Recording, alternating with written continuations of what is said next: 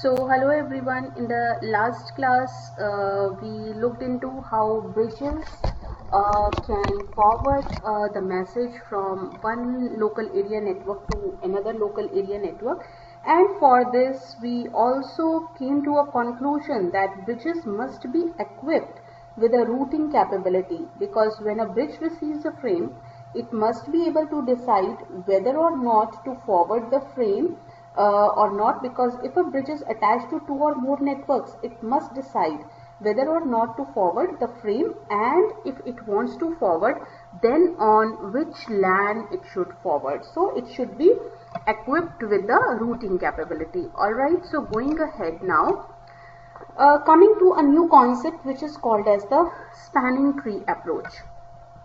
Alright, now in this case the spanning tree approach is a mechanism in which bridges automatically develop a routing table. So this is a mechanism in which the bridges automatically develop a routing table and update the table in response to the changing topology. So what happens if the topology changes, or if some link has some disturbance, or it stops working and the topology changes, then the bridges update their routing table accordingly. The algorithm consists of the three mechanisms. So the three mechanisms, this algorithm, spanning tree algorithm, it consists of the three mechanisms. The first one is the frame forwarding, second one is the address learning, and the third one is the loop resolution. We are going to talk about these three mechanisms in detail. So let's first of all talk about what is frame forwarding, then we will talk about what is address learning, and the last one we will talk about loop resolution. So let's start with the frame forwarding first of all. So let's understand what is frame forwarding. It maintains a forwarding database for each of the port. So a forwarding database, that means when a frame is received, to which LAN or to which bridge the frame must be forwarded, that is called as the forwarding database for each port. So in this scheme, a bridge maintains a forwarding database for each port attached to the LAN, and the forwarding database indicates the address of the station for which the frame should be forwarded and through which port. We can interpret for example, let's understand some diagram over here, the previous diagram. Now another point to note over here is, for each port a list of stations is also maintained. A station is on the list if it is on the same side of the bridge as the port. Alright, so let's go back to the example which we did in the last class, this example. So for example over here, for the bridge 102, this is bridge 102. Now for this bridge bridge 102, the stations on the LANs C, F and G, stations on the LANs C, F and G. So they are on the same side of the bridge as the LAN C port. So the LAN C port is here and they are on the same side of the bridge. And the stations A, B, D and E, they are on the same side of the bridge as the LAN A port. So when frame is received on any port, bridge must decide whether the frame is to be forwarded through that bridge and out through one of the bridge's other port. So for example, let's understand one example from here. Let's understand first of all what is the port. So if you see, the bridge has two ports.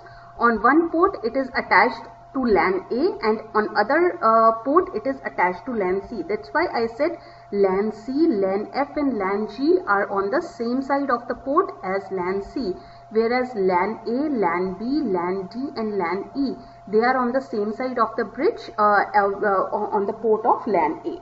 Now let's understand, when a frame is received on any port, the bridge has to decide whether the frame is forwarded through the bridge and out on bridge another port. So for example, if a station 3 wants to forward a bridge, wants to forward a frame to LAN F or to station 6, so it will be sent to bridge 102 on one port, which is this port, and that frame will leave from bridge 2 on this port. So outgoing port and ingoing port. Now suppose that a bridge receives a MAC frame on the port X Let's assume that this is port X. So bridge receives a MAC frame on the port X. So now the following rules will be applied. So what this bridge will do, it will search its forwarding database to determine if the MAC address is listed for any port except for port X. So it will just check that if the MAC address is there in the forwarding database except for the port X on which it has received the MAC frame. Now, if the destination MAC address is not found, in its database, what it will do, it will forward the frame out all ports except the one from which it received. So what it will do, it will forward the frame to all the ports. Maybe it is attached to more ports also. So what it will do, it will forward the frame on this port, but it will not forward the frame on the port from where it received. This is a part of the learning process which will be described later. Now, if the destination address is found in the forwarding database, so the second point, the previous point that I discussed was if the MAC address is not found in the forwarding database, then it will forward it to the next port, some outgoing port. But if the destination address is found in the forwarding database for some port Y, then it will determine whether the port Y is in blocking or forwarding states. And sometimes a port may be blocked, which prevents that port from receiving and transmitting the frames. Now, if port Y is not blocked, it will transmit the frame through port Y on the LAN to which the port attaches. So this is how address forwarding is done. So it will search the forwarding database if MAC address is listed for any port. If address not found, forward to all ports except X. If address listed for port Y, check port Y for blocking or forwarding state. If not blocked, then transmit the frame through port Y. Now next we talk about the next phase of the spanning tree algorithm, which is address learning. So how it learns the address, let's talk about this. Now let's understand how a bridge learns the addresses. So when a frame arrives on a particular port, for example, let's assume that a frame arrives on a port X. So it has come from the LAN attached to the port X. So the LAN which is attached on the port X, the frame has arrived from there. So clearly has arrived from the direction of the incoming LAN. So the source address field of the frame indicates the source station, and in the frame the source address field will indicate the address of the sender. So bridge can update its forwarding database that for that port on the basis of sender field for each incoming frame. Now to allow for changes in the topology, each element in the database is equipped with the timer. So there is a timer attached, each have a timer on each entry in the database. So if the timer expires, then the element is removed from the database because the corresponding direction information may no longer be valid, or maybe the topology has changed, or maybe the link has expired, or maybe there is a problem in a link. So each time a frame is received, the source address, the sender's address is checked in the database. If the element is already in the database, entry is updated and the timer is reset. If the element is not in the database, new entry will be created and with a timer, and the timer is set for that new entry. So that is how address learning mechanism works. Now the last mechanism which we are going to talk about is the looping. Now there is a problem with the address learning. The address learning works for a tree layout. That means if for example, for a certain topology, a tree can be formed, some tree-like structure can be formed, the spanning tree algorithm will work for that. That means if there are no alternate routes in a network, alternate routes means there is no closed loop. So the address learning mechanism which we have discussed now is effective if the topology of the internet is a tree. That means there are no alternate routes. The existence of the alternate route means that there is a closed loop. Now for example, if I go back to my previous example over here, This is not a tree topology because there are alternative routes over here. For example, there are alternate routes. That means there is a closed loop. For example, LAN A bridge 101, LAN B bridge 104, and LAN E bridge 107. So, for example, if you see over here, bridge 101 on LAN A, bridge 101 on LAN A and LAN B, bridge 104 on LAN E, and bridge 107 on LAN A. They form a closed loop because, for example, if station 1 wants to send a data to station 4, there exists a path. Either it can send to bridge 101, then to LAN B, then to bridge 103, or to station 4, or directly it can use bridge 107 if it wants to send to station 5, for example. Send to bridge 107 and then directly to station 5. So there exists a alternative route. So this is not a tree-like structure. So address learning works well if our structure is a tree-like structure, but if there are alternate routes, that means a closed loop is formed, it will not work well. Alright, let's understand this problem. For example, if I go to the next slide, for example, over here, let's understand what is the problem of the closed loop over here. So, I have two bridges alpha and beta, and there are two LANs and two stations, LAN X and LAN Y. Station A is attached on LAN X and station B is attached on LAN Y. So, for example, let's assume that at time t is equals to 0, station A transmits a frame addressed to station B. So, station A transmits a frame addressed to station B. So, in this case, the frame will be captured by both the bridges alpha and bridge beta. So each bridge will update its database that station A is on LAN X, and then it will transfer the frame to station B or on LAN Y. Let's assume that bridge alpha transmits the frame at time t is equals to t1, and bridge beta transmits the same frame at time t is equals to t2 later on. So now B will receive two copies of the frame. Also, each bridge will receive others transmission on LAN Y, and each transmission is a frame with sender's address A and a destination address B. So each bridge will update its database to indicate that station A is in the direction of LAN Y. So neither bridge is now capable of forwarding a frame addressed to the station A. So this is what is the problem over here. So for any connected graph, there is a spanning tree maintaining connectivity, and no closed loops, and algorithm should be dynamic. So to overcome this problem, a simple result from the graph theory is used. So what happens is, we need to have a connected graph which consists of a nodes. Nodes are nothing but the stations, and the edges are the transmission links connecting the pair of nodes. So there is a spanning tree of edges that maintains the connectivity of the graph, and there is no closed loops.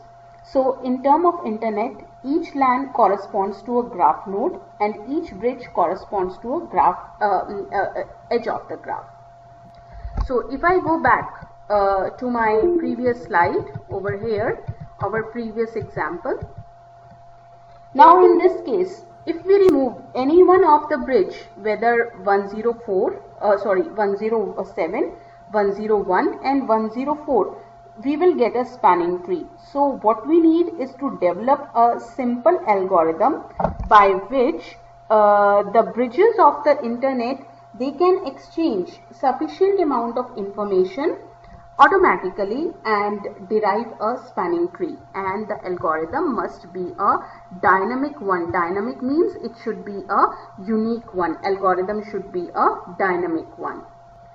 Dynamic means when the topology changes occurs, the bridge must be able to discover this fact automatically and should be able to construct a new spanning tree. This is called as that the algorithm should be dynamic.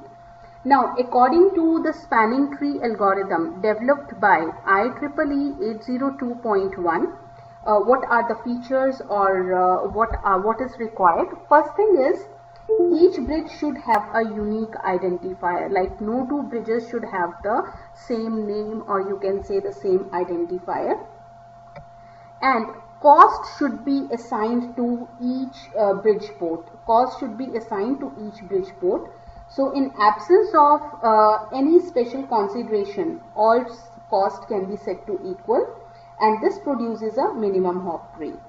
Also, the algorithm should involve a brief exchange of information between the bridges to find a spanning tree. So to discover a minimum cost spanning tree. And whenever there is a change in the topology, bridges should automatically recalculate or update the spanning tree. So these are the 4 features of the IEEE 802.1 spanning tree algorithm. Alright, so moving ahead, let's talk about another connecting device, which is a hub. We have learned hub is used in the star network. So it's an active central element of a star layout. We have discussed about it when we discussed about the star topology. So earlier the term hub was used to a star topology LAN. Each station is connected to a hub by 2 UTP lines. One is transmission line and another one is the receiving line. So each station is connected to a hub by 2 lines, transmitting line and receiving line.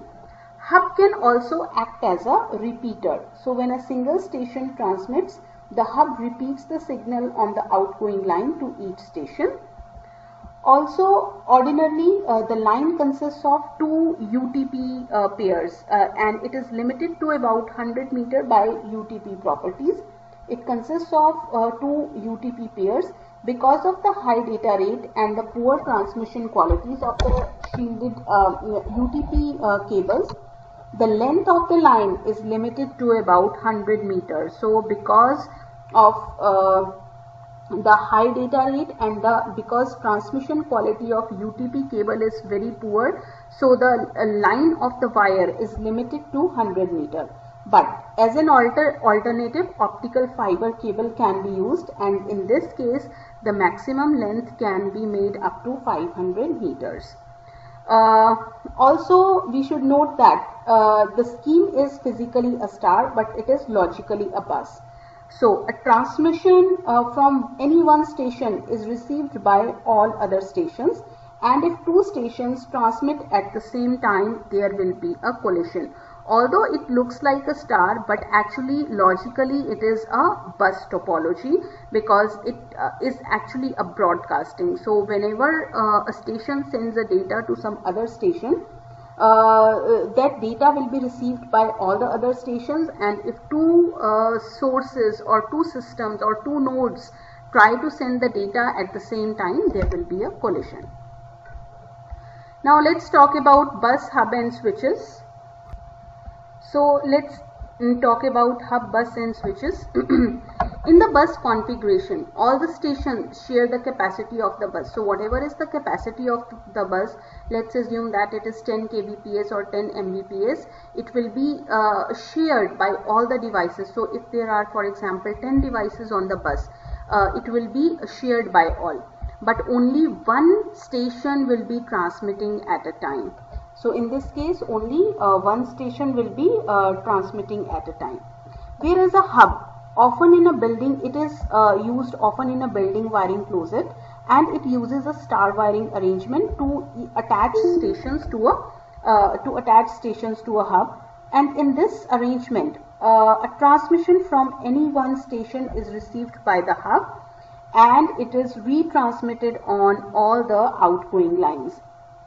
So to avoid collision, only one station can transmit at a time. Also, the total capacity of the LAN is 10 Mbps. Hub has many disadvantages over the simple bus arrangement.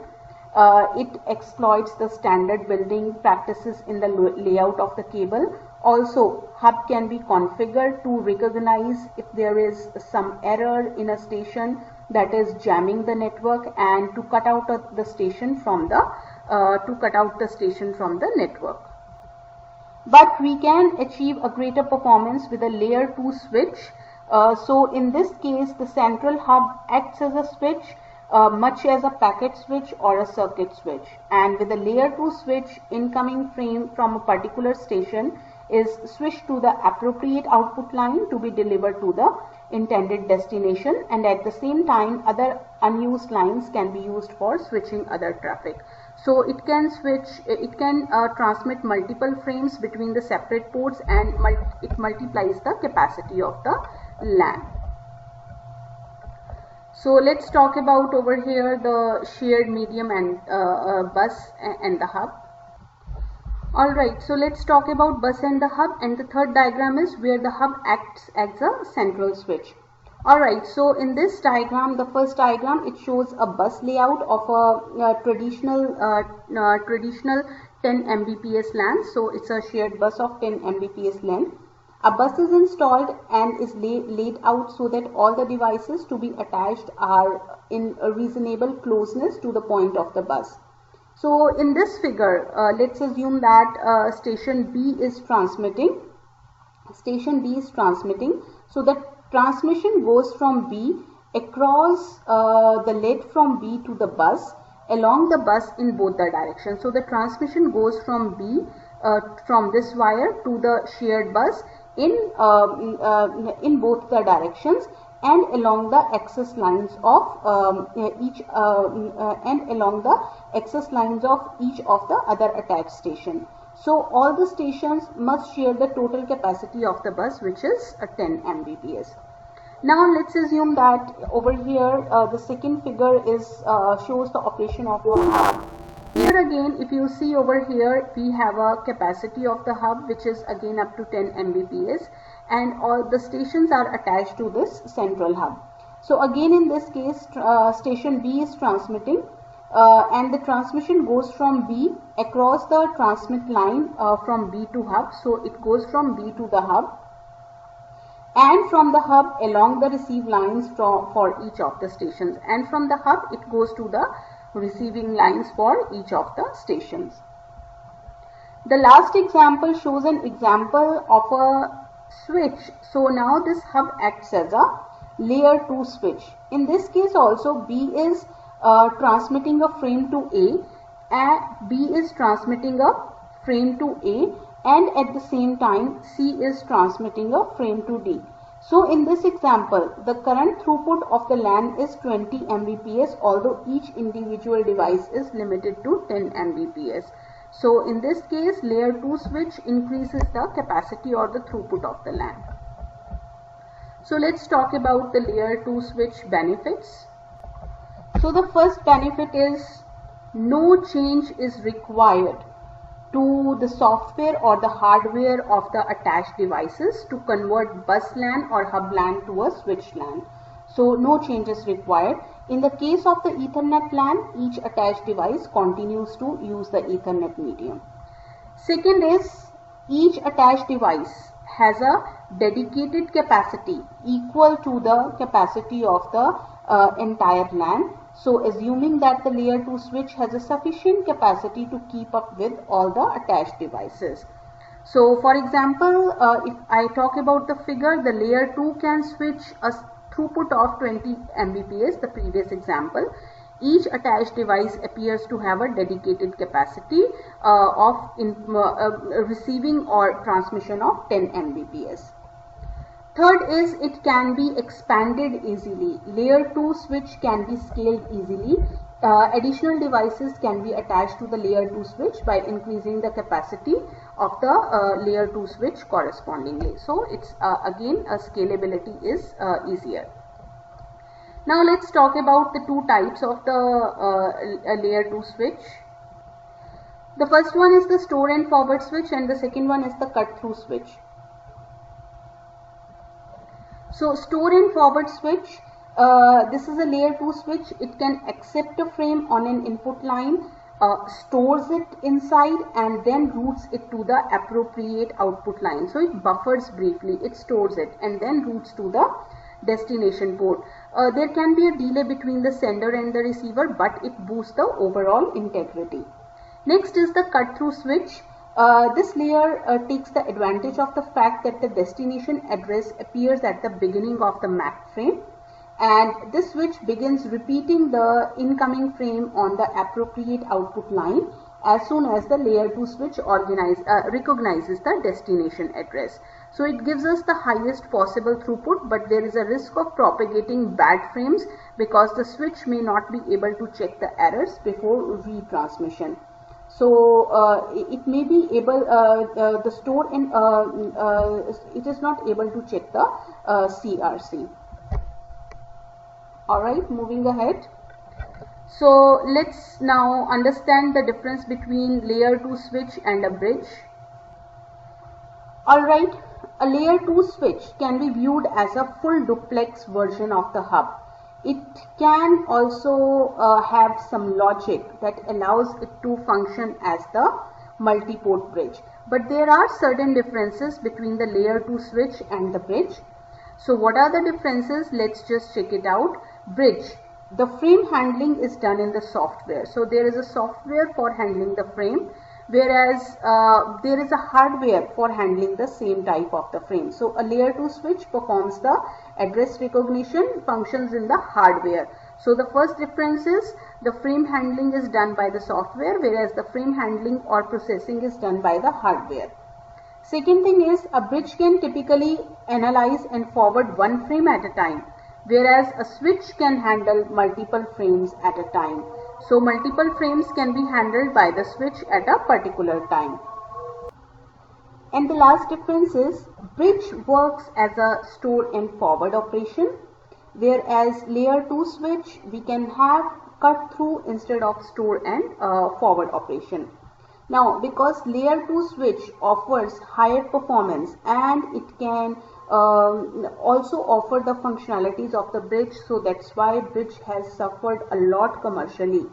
New installations or the new LAN installations, they include layer 2 switch with the bridge functionality rather than including the bridges.